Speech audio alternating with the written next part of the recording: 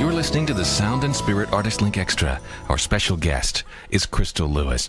Crystal, do you, how do you identify your music? When I listen to it, I think sort of a pop, gospel, sort of urban dance. I mean, help me. Do you ever think that about your music? Oh, absolutely. And, I finally come to terms with the fact that it's pop. Like, I hated that word. I mean, that was one of the reasons I didn't want to leave Wild Blue Yonder 10, 11 years ago, was that we were not, we were country rockabilly. And, the last thing, I didn't like pop music. I didn't buy it. I liked Lone Justice, I liked Stevie Ray Vaughan and things like that. And I didn't want to do such a middle-of-the-road thing. But, I've come to realize that it doesn't have to be middle-of-the-road, average anything. It can be whatever you want, And so I like so many different kinds of music, and I think that's why you hear different pieces of different things in what we do, because I guess the general umbrella would definitely be your basic pop, genre, so to speak. But I think that, we love R&B, we love jazz, we love old Motown and things like that. And so little bits and pieces of that creep up here and there. Let's talk about some of your influences. Okay, basically my favorite three artists all begin with S. I don't know why. I didn't plan it that way.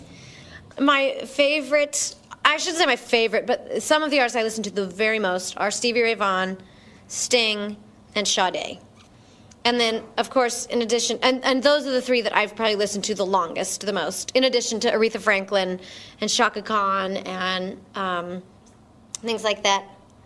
I've listened to the Winans Brothers, oh man, forever, just since I was in junior high school.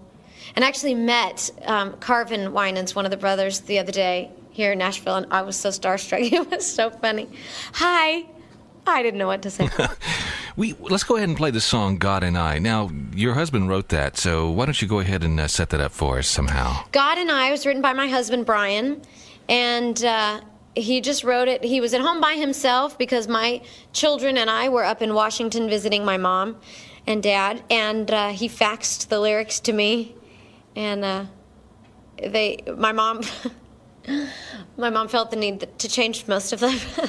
But they wound up going on the record exactly how Brian wrote it. So she really is an incredible musician, and she has had far more training than I can ever even dream of having. And she really is very good. We're on different levels sometimes musically, and so, she just likes to be involved and help out, and things. And it was fine. It didn't, we rarely have friction between us anymore, so it was fine.